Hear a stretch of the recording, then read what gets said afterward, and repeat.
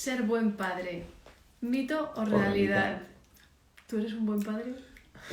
Según para quién. Esto es como lo de Einstein, ¿no? Que era, perdón por la voz, con lo de Einstein, ¿no? Que todo era respecto al punto donde estabas. Todo, Pues esto es lo mismo. todo es relativo, ¿no? Pues hay padres hay buenos padres que también se cogen afonía, o puede ser que eso se haga ser mal padre. Bueno, bromas aparte, bienvenidos a todos. Este próximo domingo en España se celebra el Día del Padre. No sé si es en otros países también, porque el Día de la Madre también lo celebran días distintos. Ay, igual... Norma Limón, qué bonita. Igual el Día del Padre no se celebra en la misma fecha en todo el mundo, pero bueno, es una oportunidad para hablar de este tema, ¿no? De ser buen padre, qué es ser buen padre, si es un mito, si se puede conseguir, si no. La semana pasada y la anterior estuvimos hablando de las mujeres, pues esta semana le toca a los padres. No todos los hombres son padres, pero bueno, es una oportunidad, como digo, para aprender de este tema de las relaciones padres e hijos y sobre todo del enfoque emocional, que es el que nosotros trabajamos. Porque desde la mente podemos hablar y hablar mucho, pero lo interesante es que podemos aprender a nivel emocional. Vale, primer punto. No, primer punto no, ese sería el segundo. El primero, compartir este directo, darle me gusta cada vez que escuchéis algo interesante y sobre todo comentar, compartir, preguntar y participar, ¿vale? ¿Y ahora qué?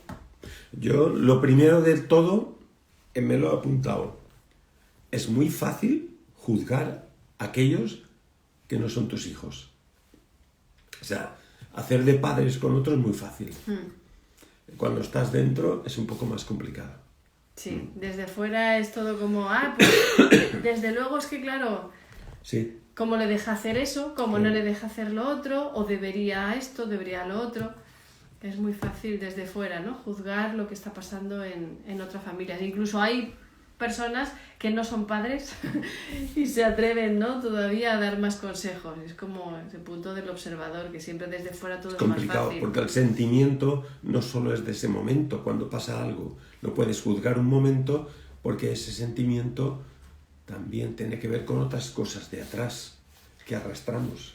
O un paso atrás. Yo diría primero que cuando juzgamos lo que hace un padre, otro padre, no tenemos en cuenta el sentimiento, sino que juzgamos la acción.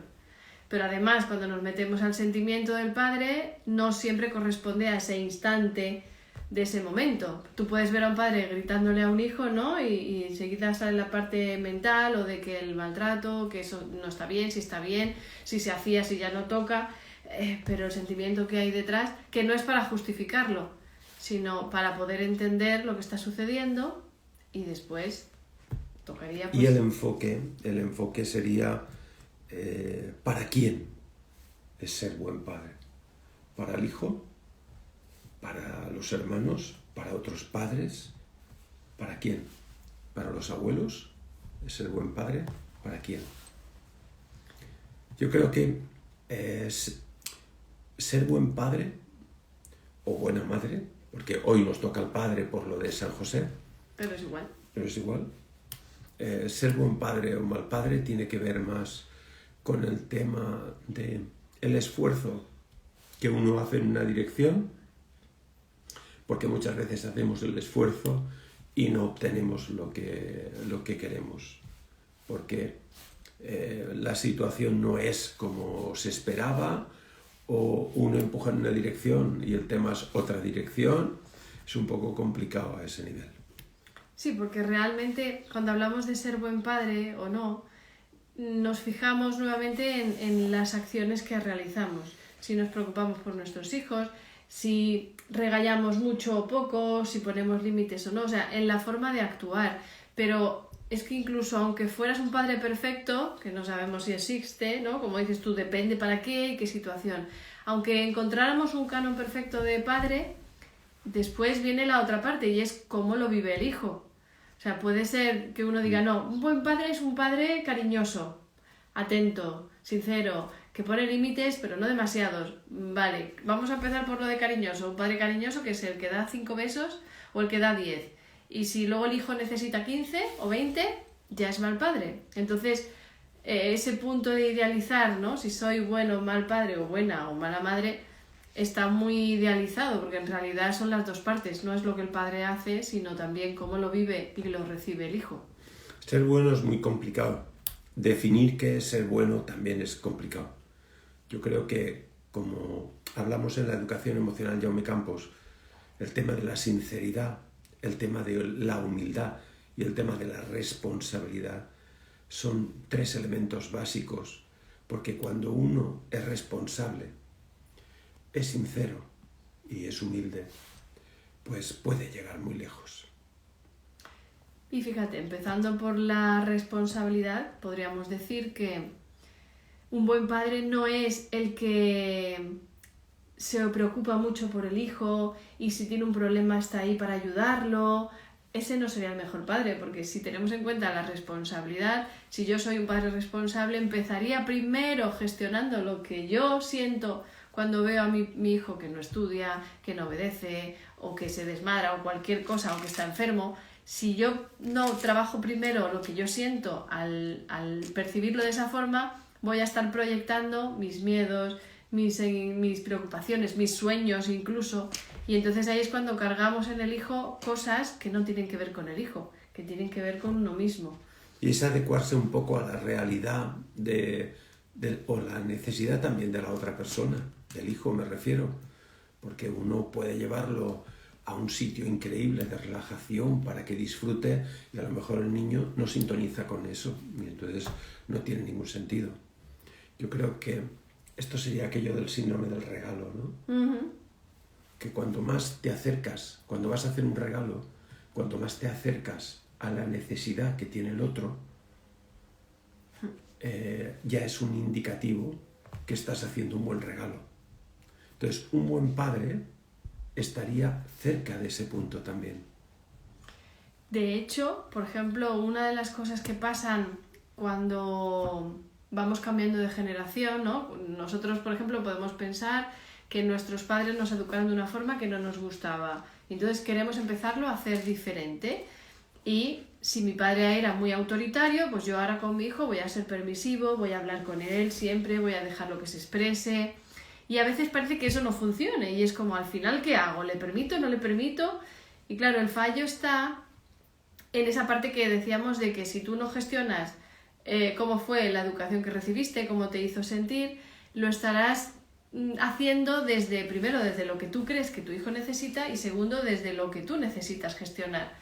Por eso, ser permisivo no es garantía de ser un buen padre, o hablar siempre con tu hijo, o lo que tú crees que es bueno para él, a lo mejor no lo es, porque eso es lo tuyo, pero ¿y tu hijo necesita eso? O a lo mejor tu hijo necesita que estés más encima, que le pongas límites.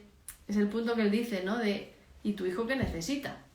Y para saberlo no hay que pensar o adivinar, o yo creo que mi hijo lo que necesita es esto, o mi hija, sino es primero gestionar lo tuyo para poder entender al otro, si no, no vas a poder entender al otro.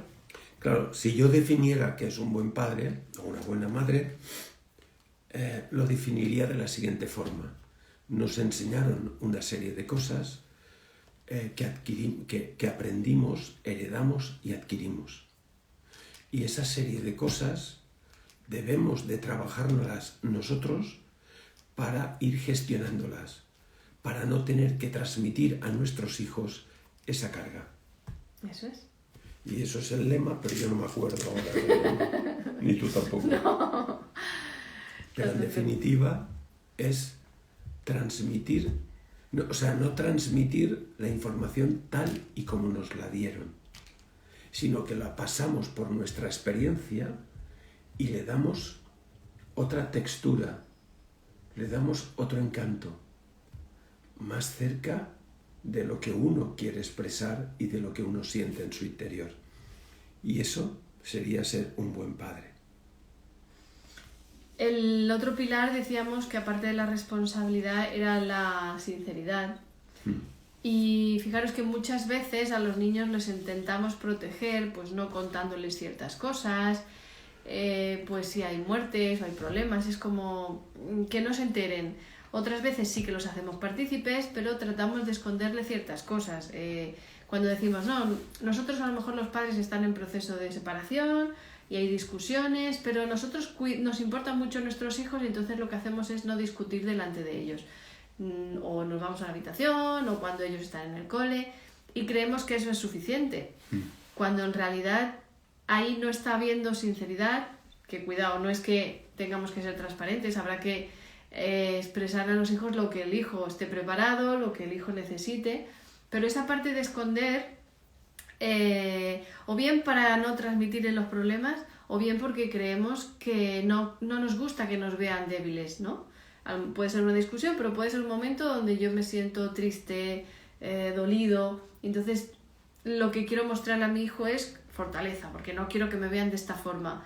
Pues eso, tanto una cosa como otra, genera confusión en los niños, porque es como... Y una incoherencia, lo que ibas a decir. Incoherencia, porque es como ellos perciben las sensaciones del entorno, aunque no lo vean. Están sintiéndote, aunque tú sonrías, él te siente.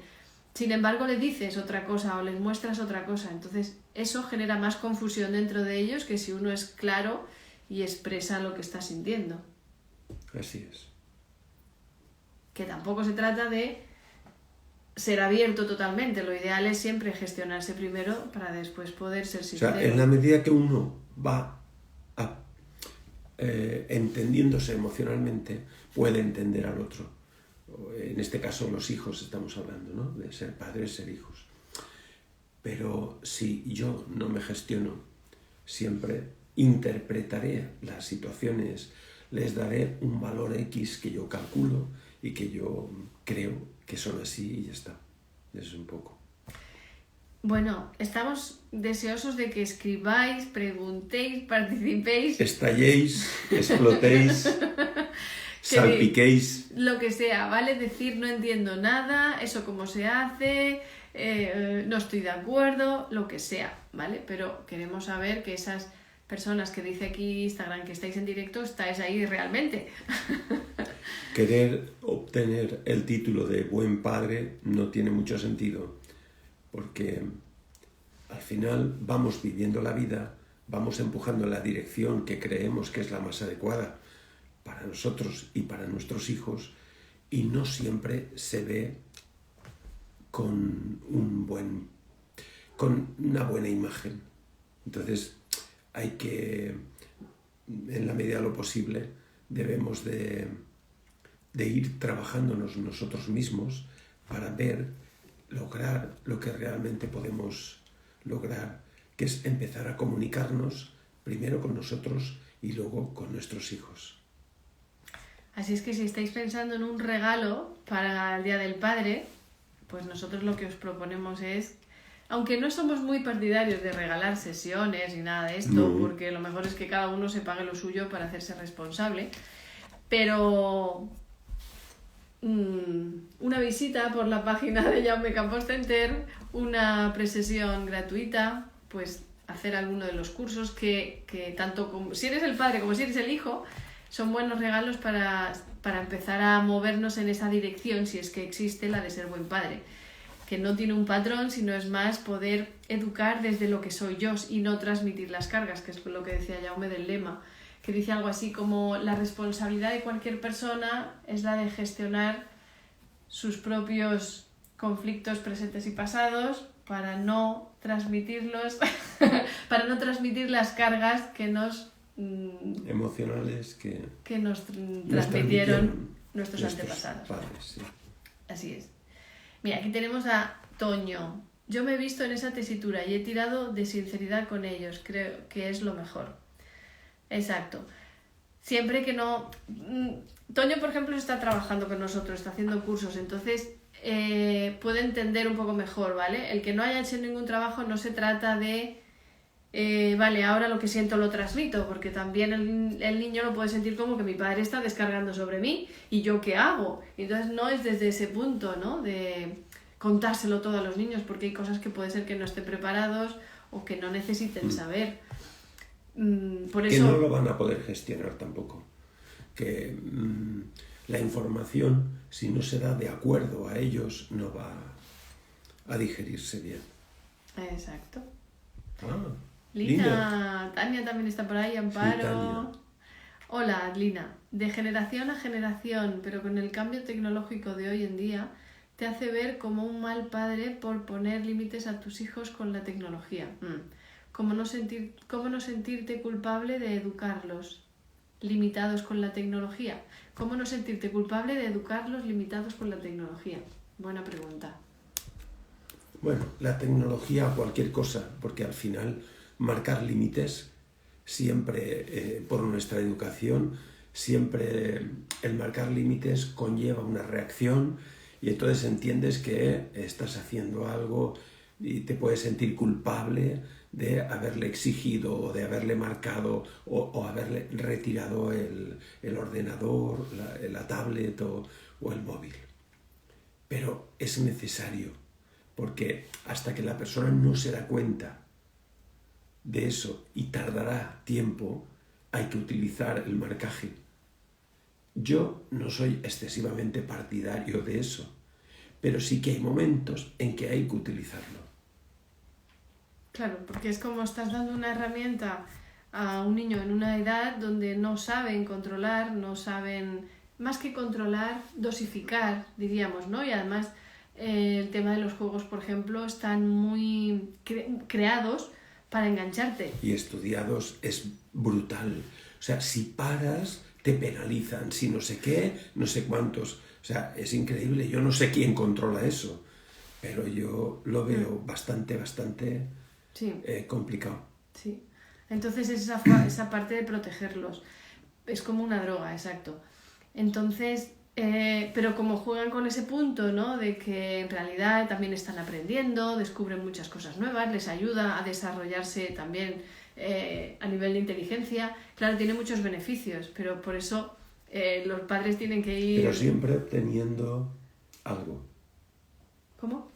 Que el problema del juego es que siempre obtienes algo por algo. Sí. Y el obtener les hace creer que si no obtienes algo, no tiene ningún sentido lo que haces. Entonces, eso te aleja de hacer las cosas por hacerlas, por un sentido de necesidad de compartirlo o cualquier cosa. Cuando le dices a un chaval, ayúdame en esto, te mira como diciendo, ¿qué? Porque les cuesta. No todo el mundo es así, ni mucho menos, pero hay que ir con cuidado con esa parte. Y luego sobre todo la parte que decíamos, ¿no? De si ya a los adultos nos cuesta a veces desligarnos de la tecnología, porque está en todo, en el trabajo, en el día a día, en la comunicación.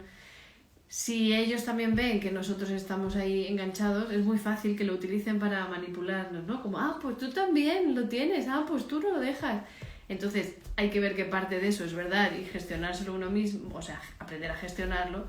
Y por otro lado, que no puedan jugar contigo, ¿no? Con ese punto de hacerte sentir culpable como excusa para ellos hacer lo mismo. Y luego hay cosas que hay que marcar límites, que no es cuestión de dialogar.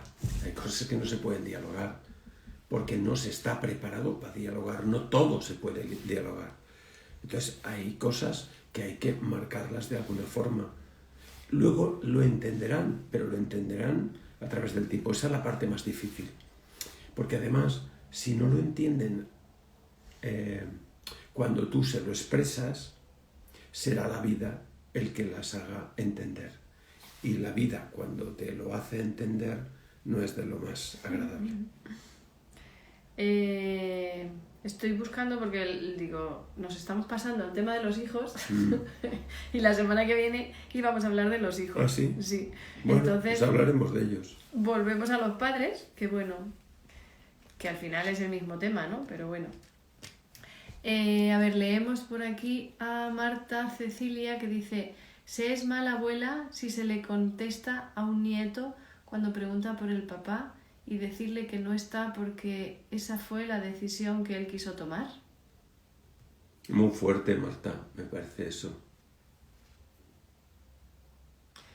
Claro, porque se está contestando solo desde lo que él hizo, pero no se está teniendo en cuenta ni la parte emocional.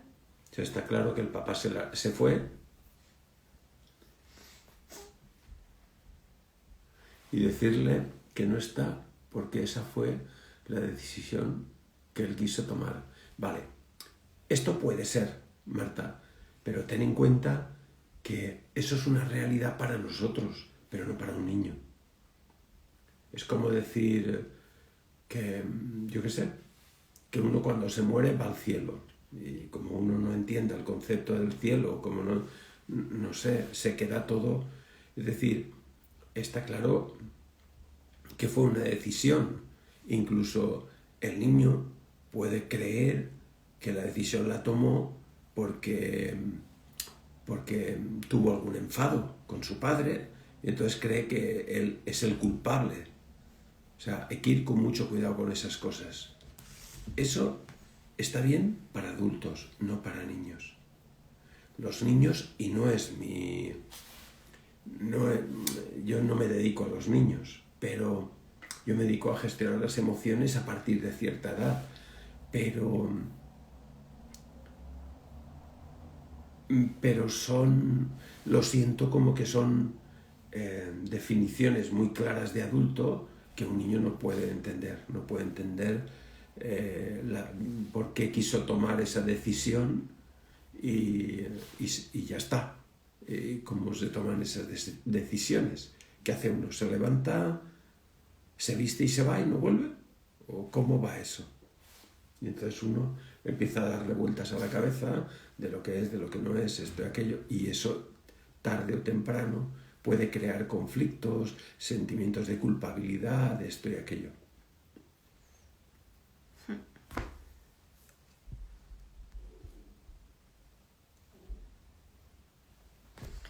Ahí es ese punto que decíamos antes de que primero es importante que tanto la abuela, la madre o todos los que estén alrededor de esa situación, que tengan que comunicarse con el niño, primero gestionen su parte. Porque Claro, el sentimiento, llevas la carga ahí. el sentimiento que quede, ¿no?, de ese punto de es que él decidió irse. Claro, ahí hay odio o rabia o frustración o decepción que si no se trabaja tú se lo transmites al niño. Pues tu padre lo que hizo fue... Exacto.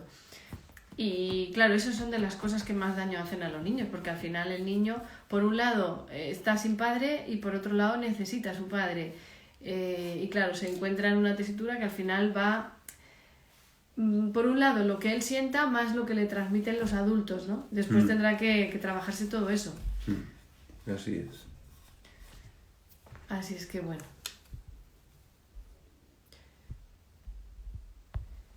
La semana que viene hablaremos de las dificultades en la comunicación con los hijos. Así es que... Pues algo muy concreto. Sí. Así es que seguiremos hablando de este tema. Y...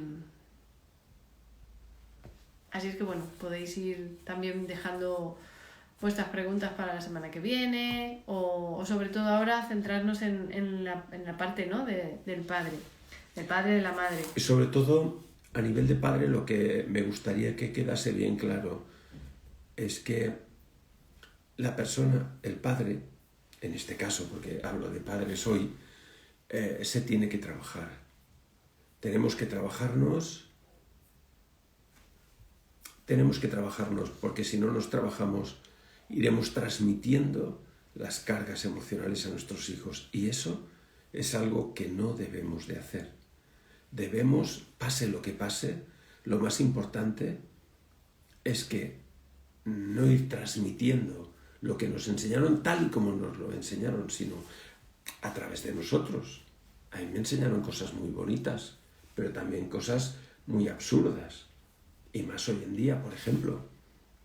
Una de las cosas que más me enseñaron mis padres fue el trabajar, ¿no? Trabajar. O que el trabajar genera economía, que es mentira. El trabajo no genera economía. Eso nos vale para otro live. Sí. El trabajar no genera economía. Que va. El trabajar lo único que hace es hacer horas. Hablaremos de esto más profundo otro día. Es que nos educaron en un mundo... No, dice, el problema es que nos educaron en un mundo de adultos cuando éramos niños, Sí. para no hacer la vida difícil a los adultos. Sí, eso es así. A lo que tú estabas diciendo, lo que yo quiero agregar y aclarar Quería que era agradecer. también.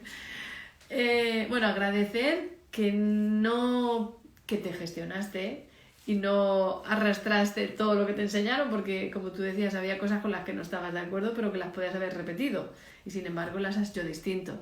Pero ese punto de que no basta con no querer repetir, porque si no entramos en esa parte mental de no, Claro. yo no voy a hacer lo mismo que mis padres, ¿no? Entonces Claro. sí. Uy. Si a mí me prohibieron mucho, pues yo voy a ser muy permisivo. Sí. Que es lo que hacemos la mayoría, ¿no? O lo que se hace cuando uno no gestiona. Sino que uno lucha, o mi madre fue muy fría y yo ahora voy a ser, o soy muy cariñosa. Mis padres no jugaban y yo ahora siempre juego con mis hijos. Ese punto de hacer lo contrario porque creo que es lo mejor, en realidad lo que estoy haciendo es transmitirle la carga. Porque conscientemente parece que, o superficialmente en las acciones parece que estoy haciendo lo contrario, pero desde dentro lo que estoy haciendo es desde el rechazo a lo que viví y todo lo que hay ahí internamente, a nivel emocional. Entonces, cuando Jaume dice hay que trabajarse, hay que aprender a gestionar, y nosotros lo que trabajamos es la gestión emocional o la educación emocional Jaume Campos, que es un trabajo de escuchar las emociones, de sentirlas, de vivirlas. Y de gestionarlas. Por eso la mayoría no, todos los cursos que hacemos son prácticos, tienen tutorías individuales, o sea, además de que son grupos reducidos, tienen tutorías individualizadas con nosotros, porque... Nosotros tenemos muy claro que enseñar no es suficiente, que enseñar de la forma que sea no es suficiente y que tienes que tener un tiempo con esa persona para ver que entiende de lo que estás diciendo. Porque al final das un taller del niño interior y cuando termina el taller cada uno tiene una idea de lo que es el niño interior. Y al final, que está muy bien que cada uno tenga su propia forma de acceder al niño interior, pero el niño interior siempre es el mismo para todos, es un estado. Y ese estado es igual en todo el mundo, como si fuera la meditación. Son estados. Así es que no basta explicar, por eso No. estos live os pueden ayudar a orientaros, a daros cuenta de por dónde va el camino, pero no es para aprender o para intentar aplicar lo que estamos explicando. No basta con explicar, no basta con entender mentalmente, ¿no? Porque, bueno, ¿cuántas veces en el curso? Sí, lo entendemos. Preguntas, ¿no? No hay preguntas, está todo claro. Y enseguida pasamos a la práctica y la mayoría o todos se quedan bloqueados hasta que uno va acompañando y mostrando el camino, ¿no? Entonces, Así es. Amparo dice, cuídate esa voz de radio maravillosa, Jaume. Sí. Hoy es que ha amanecido así. No sé. Bueno. En fin, cosas que gestionar. Sí. Me encanta mi voz, cuando está bien.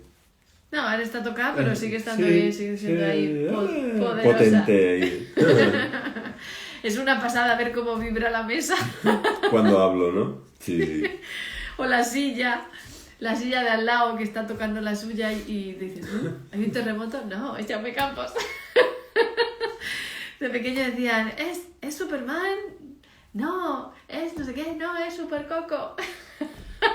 A ver. Los que seáis de mi época No. y en España... Es que a mí no me entra eso. Yo soy de antes de Cristo. De Super Coco, ¿quién se acuerda de Super Coco? Cuando venía volando. Nur Moreno parece que sí. Sí, parece que a Tania Tania le resuena. me resuena. Madre de Dios. Pues yo no. Es que son distintas épocas. Claro, y bien distintas.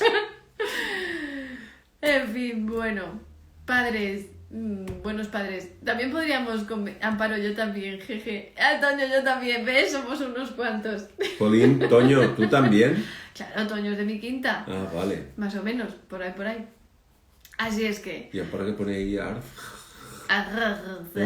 Así como una onomatopeya. Ah, En resumen, vamos a ir terminando, ¿no? Sí. Que descanse esa Vale. vocecita, hay que cuidarlo, hay que mimarlo.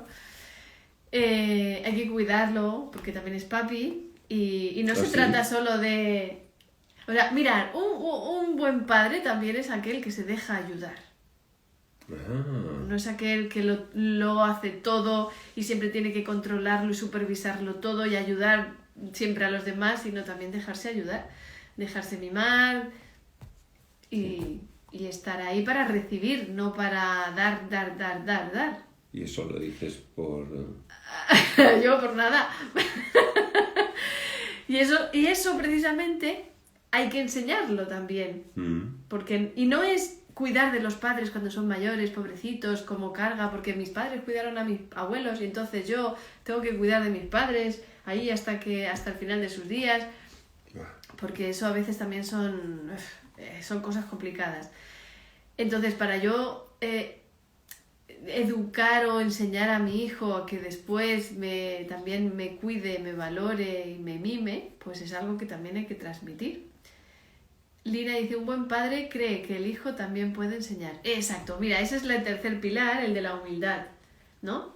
Hemos dicho responsabilidad, sinceridad y humildad. La humildad es ese punto donde el padre también tiene mucho que aprender del hijo. De hecho, lo que decíamos antes, muchas de las dolencias o de las cosas que queremos arreglar en los hijos tienen que ver con los padres y con las madres. Entonces, si yo creo siempre que el problema es de mi hijo, pues ahí está esa parte de ego, ¿no? De ser superior y yo soy el que educa. Pues no, nuestros hijos son grandes espejos que nos están enseñando muchas cosas. Y luego también comentaros y acordaros siempre que cada uno de nosotros somos dos partes. Dos. Así ocupo la pantalla. Ya. Dos partes, la que piensa y la que siente. Y cuando tenemos que valorar la situación con algún hijo nuestro, también tenemos que valorar la parte emocional del proceso y no solo la parte mental. Es decir, que si en un momento dado no te hace caso, pues habría que ver emocionalmente qué es lo que está pasando. A lo mejor está llamando la atención o a lo mejor le ha pasado algo y no solo juzgar el hecho de que no está haciendo lo que debería de hacer. Y vamos a ver si poco a poco vamos subiendo un poco los peldaños, que también es importante. Así es. Bueno, ¿Y poco más? Poco más no, hay mucho de lo que hablar, pero bueno, lo importante para nosotros es que también vosotros deis un paso más, si sois padres, madres, hijos, tíos, abuelos, da igual, que podáis empezar a trabajaros. Bueno, aquí tenemos mucha gente compartiendo, sobre todo los que escriben, que ya, bueno, han ido gestionando, han hecho cursos y saben la importancia, ¿no? de expresarse, de participar. Y bueno, ese es nuestro mayor propósito, ¿no? Que la gente pase a la acción, que no se quede solo con, mira, he entendido esto, sino que podáis... Y que es muy triste pasar los meses o los años lamentándose de que la vida, de esto, de aquello, cuando en realidad lo que nos lamentamos es de nosotros mismos, de no ir gestionando nuestras situaciones. Que sí, que el sistema no funciona muy bien, eso está clarísimo, y que el sistema funciona para alimentar a ellos mismos, pero eso no es una justificación para soltar el tren y dejarlo que se estrelle, sino que es una mejor... sino que eso nos va a permitir empujar en una dirección adecuada para lograr que de alguna forma nuestros hijos puedan funcionar mejor. No podemos cambiar el mundo, pero podemos cambiar nuestro centímetro de espacio. Bueno, hay algunos que ocupan un poco más de un centímetro. Es broma. Y yo quería agregar que precisamente, por eso decía Jaume antes que su especialidad no es trabajar con niños, aunque sí que lo hacemos, pero el trabajo principal está en los padres. De hecho, muchas veces, ¿no? Se ha dicho ¿por qué no llevar la educación emocional Jaume Campos a los colegios? Ahí es súper necesario. Y sí, es cierto, pero claro, si los hijos se trabajan y los padres no, pues es como hacer Los padres, y deshacer. los maestros, los educadores, si no se trabajan, lo único que van a hacer, ¿sabéis lo que ocurre cuando uno no se trabaja y no gestiona?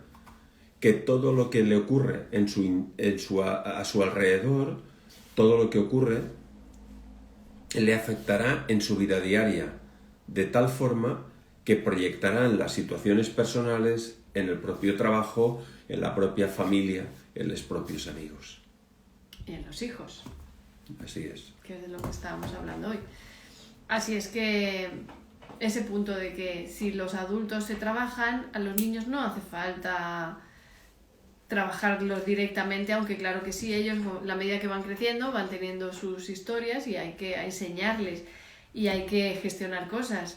Pero la base se la transmiten los padres y no en lo que se les dice, sino en lo que hacemos.